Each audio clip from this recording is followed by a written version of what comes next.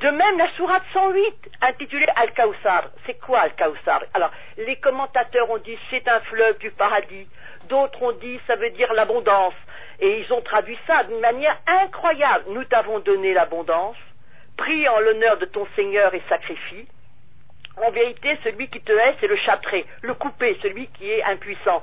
C'est n'importe quoi. Ça dit en arabe, Inna a'tainaka al-kawthar, fasalli li rabbika wanhar, inna shani'aka huwal abtar. Or, la lecture syriaque, ça rappelle la première épître de Pierre, de Saint Pierre, 5, 8, 9, où les fidèles sont exhortés à la persévérance.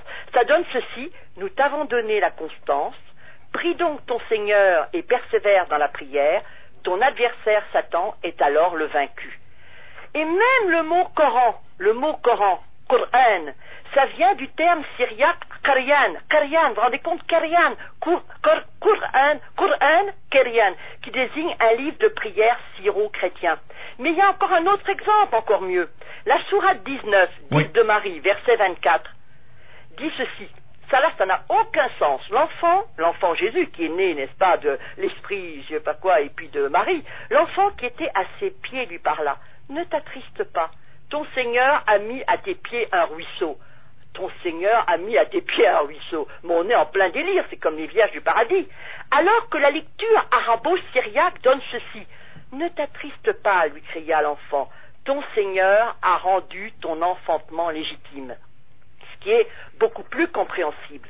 Autrement dit, ce que dit Lusenberg, c'est que ce qu'a repris le Coran, il a repris une liturgie chrétienne pré-islamique d'avant l'islam. Il a repris une sorte d'hérésie, ce qu'on appelle une secte judéo-chrétienne, moitié presque juive et moitié chrétienne. Et ce qui est étrange, c'est que chez le savant Al-Yaqoubi, il dit ceci, le savant Al-Yaqoubi, il se trahit, il dit parmi les Arabes qui étaient devenus nazaréens, Al-Nasara, il y avait un groupe de Quraïsh, vous savez, de la tribu, là, prétendument à la Mecque, parmi eux, Waraqa ibn Nawfal, cousin de Khadija, elle-même nazaréenne, c'est-à-dire juivo-chrétienne, juive et chrétienne.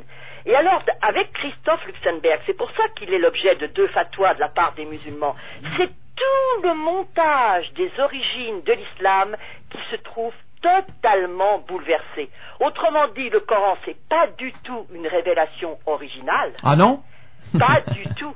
Il y aurait l'emprunt à une secte disparue de l'Église chrétienne, qu'on appelle le judéo-christianisme, c'est-à-dire une sorte de plagiat du judaïsme et du christianisme, c'est-à-dire, c'était une hérésie